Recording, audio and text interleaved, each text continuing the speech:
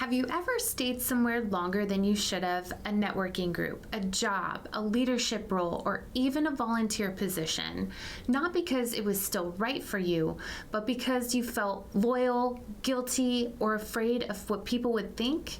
Today on Miss Biz, we're talking about a skill that every successful leader eventually learns, and that's knowing when to leave.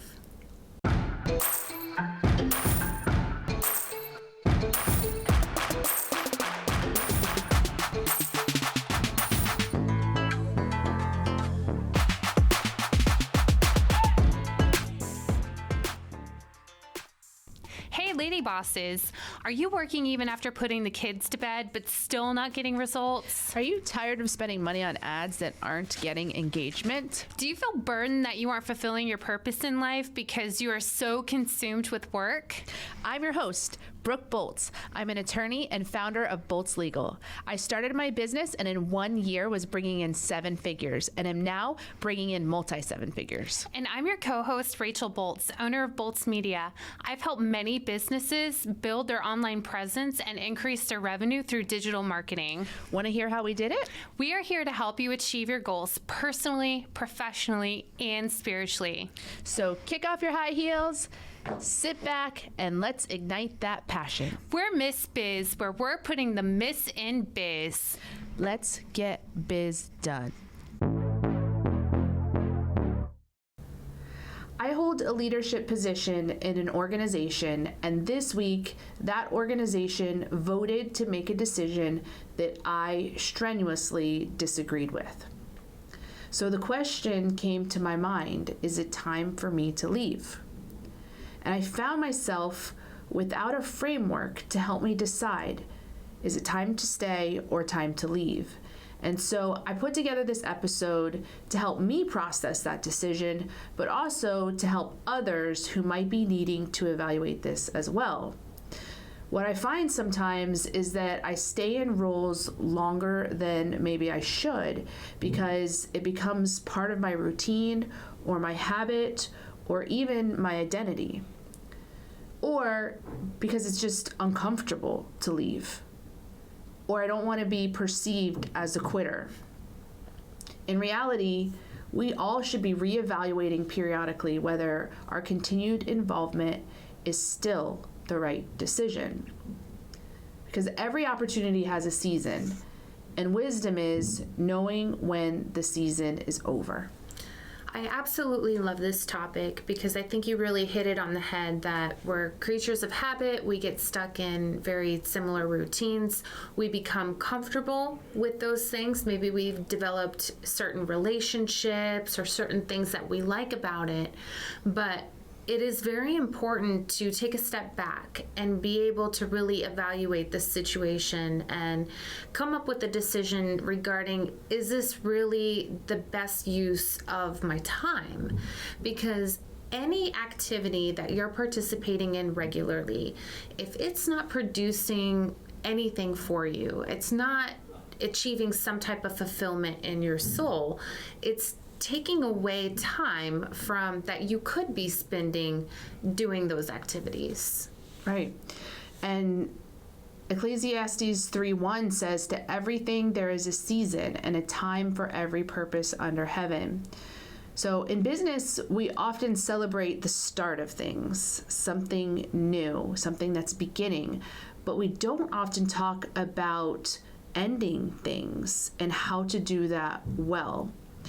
So sometimes the most responsible decision is just recognizing that my season here is complete. Mm-hmm. Absolutely. So here are 5 signals that it might be time to move on. And these signals apply to networking groups, Rotary or civic organizations, jobs, leadership roles, and volunteer commitments. So the first sign is the growth has plateaued. Healthy environments stretch you, they challenge you, they introduce new perspectives, and they create opportunities to grow. But sometimes you realize you're no longer being stretched. You're just simply maintaining. You've already learned the lessons that place had to offer, and staying begins to feel like circling the same mountain over and over again. That doesn't mean the organization is bad. It just means that your growth season there may be complete. Yeah, I think that's a great tool or question to ask yourself is, am I still being stretched? Is there still growth happening within the organization? Because, of course, like you said, time is our most valuable asset. And sometimes the Lord may be trying to shut a door and move you on to something where you can be a bigger influence, but you can't recognize it, or you can't move into that because you are still tied to too many commitments. Yeah. And you can't grow if you're not being challenged. So if you're not being stretched, then you're just simply existing in your comfort zone. And it's never good to stay in your comfort zone for too long. We are looking for young people. That's creepy. Not like that. We're looking for young, inspiring entrepreneurs or professionals. They must be located in the Orlando area because we want to give them the chance to be on Miss Biz. We are looking for 3 inspiring young professionals under the age of 30 that we can interview on the Miss Biz podcast. So don't hide your kids or your wife. Nominate them today. Comment the word young professionals and we'll send you the nomination form. Let's get biz done. Number 2 is your calling has shifted. And this happens a lot with entrepreneurs. You start a business in one stage of life, but 5 years later, your priorities are different. Your business model changes, your family needs change, your energy shifts towards different projects. So the activities that once felt aligned now feel like obligations instead of fulfilling your purpose. So that tension is often a signal that your calling has evolved and you're being led elsewhere. So sometimes honoring that calling requires making space for the next assignment. Yeah, I love that. That is a great tip. The third sign is your presence is preventing someone else's growth. So this one is rarely discussed, but it's incredibly important. Sometimes as leaders, we stay in roles long after their season, and unintentionally we block the next generation of leadership. You may be the most experienced person in the room, but if you're no longer the one learning, it may be time to become the one who is passing the baton. True leadership isn't about holding positions, it's about raising people up. And this really resonates with me, and I learned this while in BNI and serving in leadership. There are statistics that show when other members become leaders that they are more committed to the group. Their performance actually improves because they now feel like they have a purpose in it. They feel more connected to it. So it's really important to step back. And that was one of the reasons why I stepped back as president, because I wanted to get other members involved so that they then could be more committed, and then the whole group would benefit, and, Right. and them as well. Right. Yeah. And similarly, you and I both stepped down from president roles last year. And this year it's been a little different not being in an executive leadership position, but it has been wonderful to watch the new leaders grow in their leadership skills as well. And so, I think this is really powerful that sometimes we're blocking the way from someone else's growth. Yeah. Number 4 is all about being able to evaluate that the cost is now greater than the value. So every commitment has a cost: time, energy, mental space, travel, and family impact. And when the return on that investment drops significantly, it's really important to evaluate that. Not necessarily in a selfish way, but in a stewardship way. You only have so many hours, and the question becomes, is this still the best place for my time and impact? So that kind of goes back to what I was saying before, is anytime that you're blocking out time for an activity that takes place regularly, it is taking away time that you could be able to have an even bigger impact or find even more fulfillment. And the fifth sign that it may be time to move on is your peace has left. One of the most underrated leadership signals is losing peace. You start feeling drained instead of energized. You start to dread those meetings or dread your responsibilities. You feel obligated instead of excited. You feel tense instead of fulfilled. So that doesn't mean every challenge you have is a sign that you need to leave. Right. Because we're not suggesting you leave because things get hard or because there's challenges. But if you start feeling this way persistently, it might mean that something is out of alignment. So sometimes the answer is just fixing the issue, fixing that challenge. But other times the answer is recognizing that the season has ended and it's time to move on. I can't stress how important it is to maintain peace in your life. And often we kind of just deal with the discomfort and keep almost like we're in robot mode and keep plugging along, feeling that tugging in our heart or feeling that weight on our chest. And it can really impact you long-term mentally, physically, spiritually. So if you're feeling that type of distress in your life at all, I encourage you take a few minutes, take 30 minutes in prayer with God, talk to him about it and ask him where to guide you and to give you a sign as to what it is that is causing you not to have peace and what the right resolution is. You want to know something interesting? I was at church last week and the pastor was talking about a service that was held at the church, and there was a ton of young people. He said probably 150 young people there. And at the end of the service, he invited people to come up and be prayed for. And so a lot of these teenagers came up, and he said person after person after person, their prayer request was for anxiety. And he said it was really eye-opening to him that so many young people don't have peace, that so many young people are struggling with anxiety. And he said this next week's sermon, he's calling an audible, and he's changing the topic to talk about anxiety, because really having peace in your life, there's a skill to it. There is sometimes it's based on our decisions but there's things that we can do to bring peace into our lives, and a lot of us don't know how, and so we just let our minds run rampant with these fears and anxieties all the time.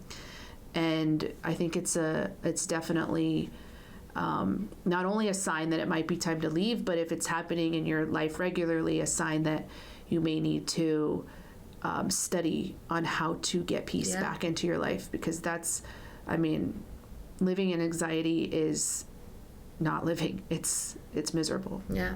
And it could even be little things such as like not going on social media, taking a break from social media. But you're absolutely right. There is an increase in young adults who now have a lot of anxiety, whereas years ago when you and I were growing up, it wasn't as prevalent. Do you love the Miss Biz podcast? Because we love you. Here's 3 things you can do to show your support. 1, write us a review. Apple, Spotify, and Google My Business are the best platforms to write a review. 2, follow us on social media. Our handle is @MissBizPodcast. 3, join our Facebook group, Miss Biz Nation, for exclusive content and behind-the-scenes footage. Also, ask questions related to your business and discuss topics from our episodes. All right. So this is the exit test. 3 questions to ask yourself before making a decision. Number 1 is, am I leaving because it's hard or because the season is over? So again, difficulty is not always a sign to quit. Sometimes it's a sign you're just being refined. But if the mission itself no longer aligns, that is different and maybe a reason to leave. Yeah, also, I think to add to it, like, or am I leaving because of something that I just didn't like in that moment? There was something that made me upset. Am I making a knee-jerk decision? That's really important because sometimes our emotions can get the better of us. Right. Or like you didn't get your way. You know, you don't Yeah. want to be the person, they didn't agree with me, I didn't get my way, and so I'm out. You know, you don't want to be that person. Right. But if the mission of the organization is not aligned with your own personal mission, then that may be a sign. Yeah. The other question to ask is, am I staying out of loyalty or fear? And this is huge. Many people stay because they don't want to disappoint others, or they don't want to look disloyal, or they don't want to create awkward conversations. But leadership requires making decisions based on purpose, not on pressure. And the third question to ask yourself is, am I making space for something better? Leaving something should never be about escaping discomfort. It should be about stepping towards the next assignment. Healthy exits are not withdrawals, they're transitions. Yeah, absolutely. So here is how you can leave well. And the way that you leave matters as much as the decision itself. It can really make an impact if you leave the wrong way. So we're going to discuss 3 leadership rules for exiting well. And the first one is to honor the season. Never speak negatively about a place that once served you well. Even if things change, even if the environment has shifted, that season likely played a role in your growth. So make sure that you honor it.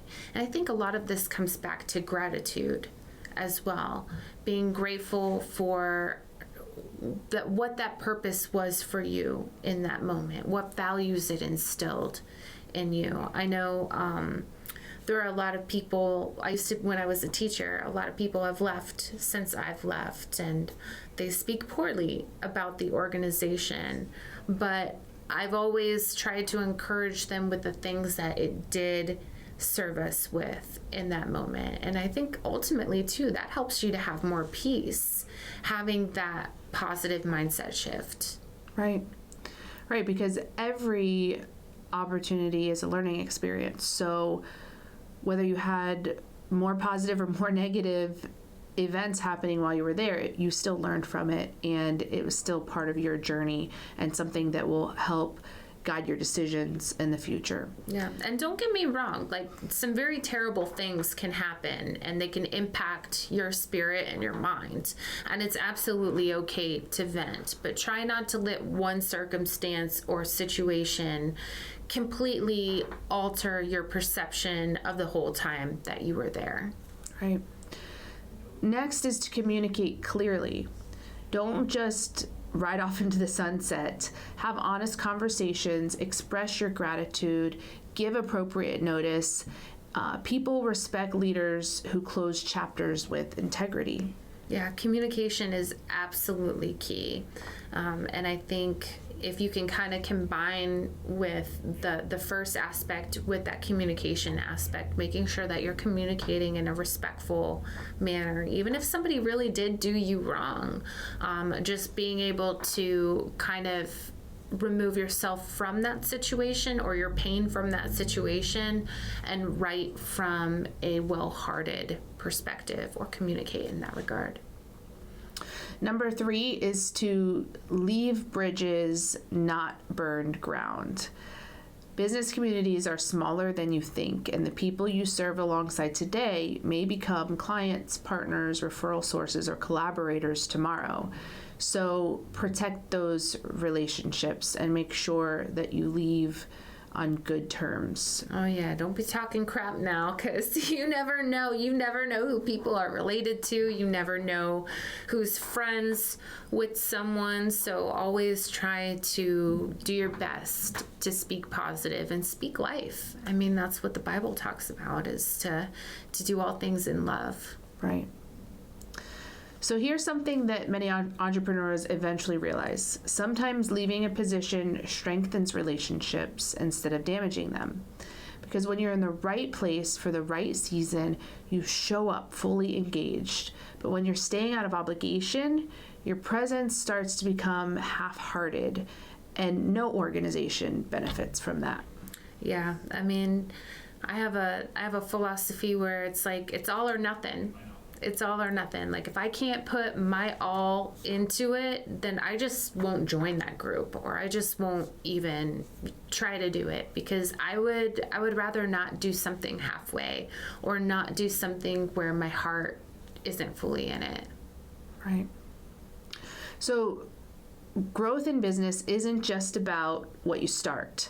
It's also about what you release. So the most effective leaders periodically step back and ask, is this still aligned with my mission? Is this still the best use of my gifts? Has this season completed its purpose? Because sometimes the next door in your life doesn't open until you close the previous one.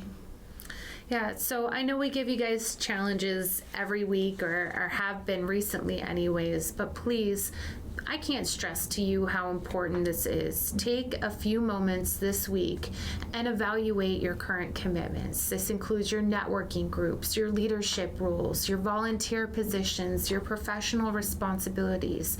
I mean, heck, it could even be like services that your business currently offers. You know, if it is not helping you grow, if it is causing you dis-ease in your life, you really need to evaluate it. Ask God if this is something that He still has you called to do, and find where your season might be complete. So if you've never navigated this decision before, share your stories with us in the comments, because one honest conversation can help someone else recognize their next step. And we put together an exit evaluation grid, which is a written guide with these questions to keep on hand anytime you need to make the decision again, or to periodically check in on your commitments. So if you'd like to receive a copy of that, you can join Miss Biz Nation, our Facebook group, or you can send us an email at missbizpod@gmail.com, or fill out the contact page at missbiz.com. We appreciate you and are honored to be on this journey with you. We can't wait to help you, to encourage you, and show you how to grow personally, professionally, and spiritually. If you found Miss Biz helpful, please leave a review and share with others. You can follow us on social media at Miss Biz Podcast. For legal questions or services, please visit boltslegal.com. And for digital marketing needs, please visit boltsmedia.com. Let's get biz done.